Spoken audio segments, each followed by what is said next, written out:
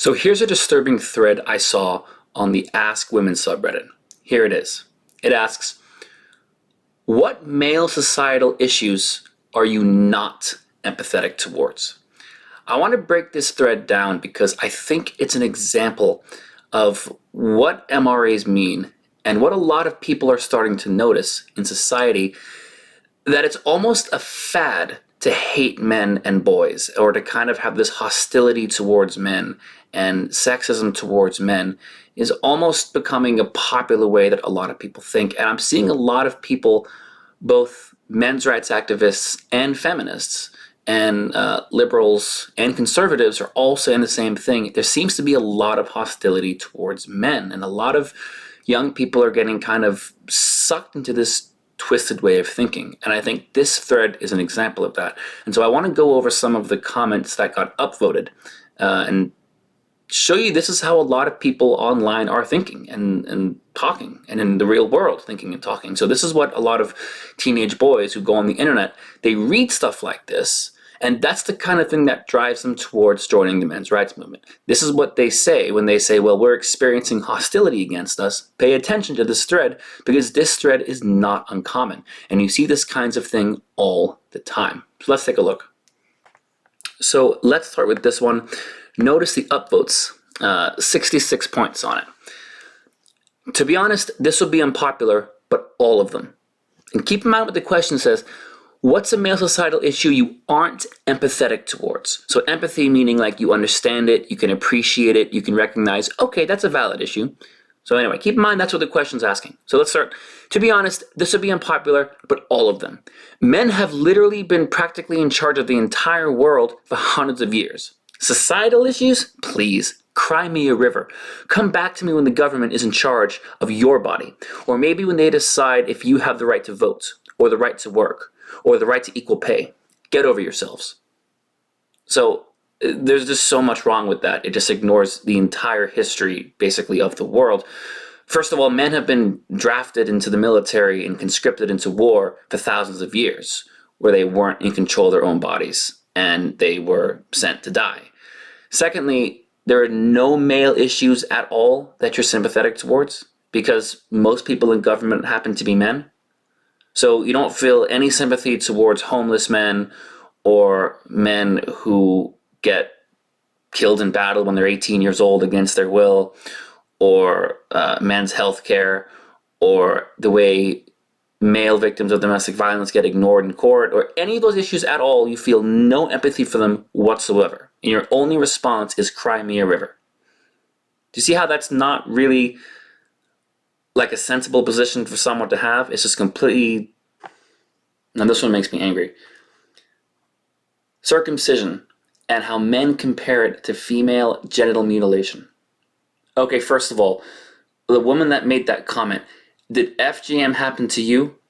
Probably not, but circumcision did happen to me, and probably a lot of the guys that you talk to about this topic. And I've done a video on this comparison before. This is a ridiculous argument. I'll put a link to it in the description below. But basically, what I say is it's not a valid defense of something to say, well, something else is worse. So saying, well, circumcision doesn't matter and doesn't count, and I have no empathy at all to baby boys being strapped down and mutilated for life, because this other thing over here also exists and is worse. It's like saying, I don't feel sorry for you because, well, you're in a wheelchair, but Billy's in a coma. Or I don't feel sorry for you even though you lost your leg in a car accident, because Sally lost both her legs in a car accident. It's ridiculous. I mean, it's the only thing in the world where people judge it solely based on how it compares to something else. So she's not empathetic to baby boys having erogenous tissue sliced off irreversibly for the rest of their lives because of something else that exists. That's not even the same thing at all.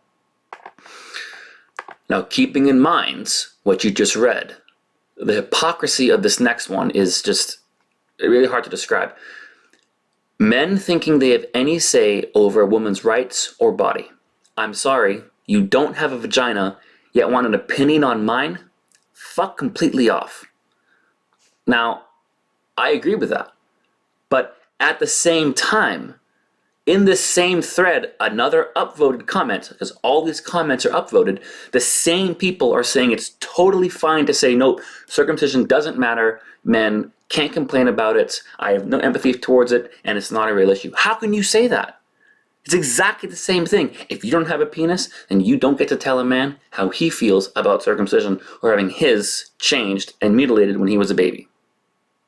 Like the doublethink, the hypocrisy is just like, it's mind-blowing that so many people, it's scary because I put a link to this thread and you can go through, all of these posts are upvoted. I'm not going towards the bottom of the thread with all the unpopular opinions. These are the ones that are towards the top. These are the popular ones that hundreds or dozens of people agree with. Okay, so this next one is in two parts, it's two comments. The first one, honestly, and keep in mind what this question is, what's a male societal issue you aren't empathetic towards? So don't feel any empathy for at all. Honestly, the draft. Personally believe it should be outlawed. Like if the government can't find enough people to volunteer to go to war, maybe we shouldn't go to war. But also, men are like, women should be drafted too. It's not fair. I'm usually like, buddy, you're never gonna believe who set that system up. Okay, so she tries to make it like, well, look, I'm against the draft and I don't believe in the draft. But it's such an easy thing for her to say, well, you know, I don't feel empathetic towards this because it's your fault. Like, well, men are the ones who did the system. I don't think the 18-year-olds who were drafted against their will and sent to a country they may have never even heard of before, like during Vietnam, are the ones to blame. Because they didn't set that system up either. And the vast majority of soldiers in battle don't want to be there. They didn't start the war either. And they didn't set the system up either. So it's very easy for you to say, oh, well, I don't have any empathy for this because that's just men doing it to men, and that's just men's problem. No, because the guys who were getting drafted aren't the ones who started the war. They're not the ones in Congress. They're not the president. They're not the generals. So that's just, to me, a very kind of lazy and honestly pretty selfish take. But this next comment here is kind of the scary one. Not only that, but picture the next major world war. If we send millions of Americans to war with a draft, who is going to repopulate the country? It's probably a weird way of thinking, but the population will bounce back faster with more women alive to reproduce. So that's, again, this kind of ties into my series about the possibility of war and an all-male draft with China. But this is how people are already kind of thinking. That thought, the next world war of millions of people dying, is already kind of in people's consciousness, which I find very interesting. But the whole argument about it's better to have more women than men to repopulate is total nonsense. The best ratio is a 50-50 ratio. Because if you have one man and 5 women, those 5 kids are all going to be half siblings, which means the next generation is going to be incestual.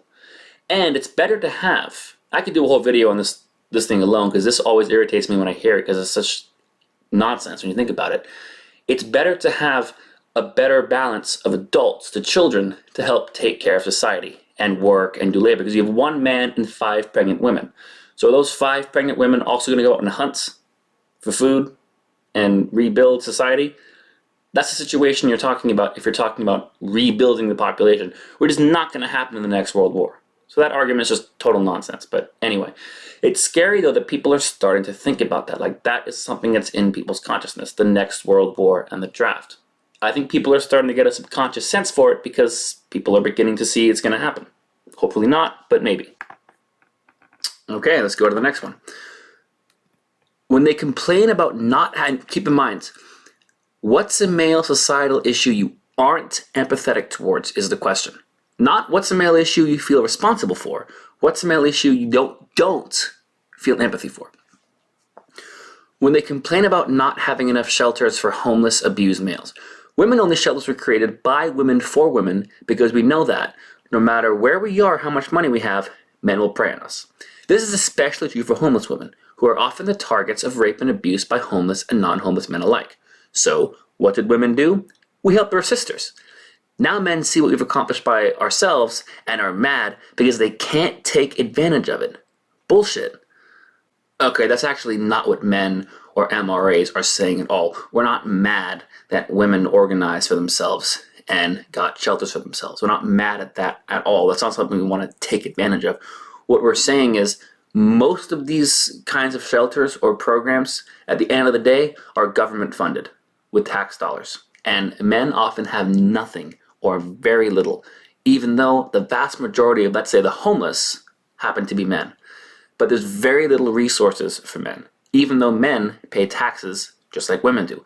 We're not saying there's anything wrong with women organizing for themselves or anything wrong with women opening women's shelters. That's fine. That's not what men are saying the problem is.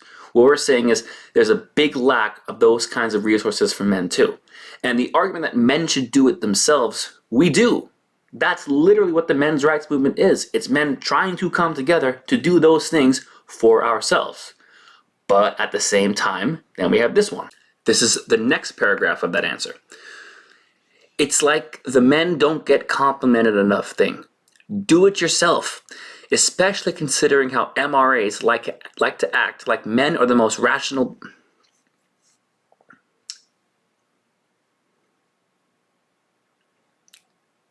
This is part 2 of our answer. It's like the men don't get complimented enough thing. Do it yourself, especially considering how MRAs like to act like men are the most rational beings on the planet. You'd expect them to figure this out. Unfortunately, they're the most emotional, pathetic people I've ever had the displeasure of coming across. So, okay, and I know the lighting just changed. The sun went down, so my lights are on now. Anyone that's done any kind of video at all knows how complicated lighting is. Like, you think it's just turn the lights on. But it's a lot harder than that. I don't know why, it just is. But anyway, think about what she's saying. Okay, so she's saying MRA should really do it ourselves. Like, we should organize and start our own movement and take care of our own issues. Right? Okay, fair enough. But then you have this. And I didn't want to make this video about feminism, but this is a debate feminists and MRAs have a lot. Take a look at this comment here. This kind of sums it up. I'm probably going to get shit on for this, but I don't agree with the existence of the MRA, men's rights movement, men's rights activists. To me, that implies that men were at one point lacking rights, and that simply isn't true at all. Well, first of all, it actually is true at all, as this entire channel is about. And the ironic thing is, that person might know that if they actually paid attention and bothered to listen to what MRAs were saying in the first place. And isn't that kind of a direct contradiction to the last one, saying, oh, men, do it yourself. You know, start your own organization, start your own movement. But then in the same thread, someone's saying, well, I don't even think men's rights should exist at all. The men's rights movement should exist at all. And to be fair, it's not the same people who made those two comments, but it's all being upvoted in the same thread. So I bet you at least some people who upvoted one upvoted the other two. And this is an area that, and I've said this before, feminists are hypocritical.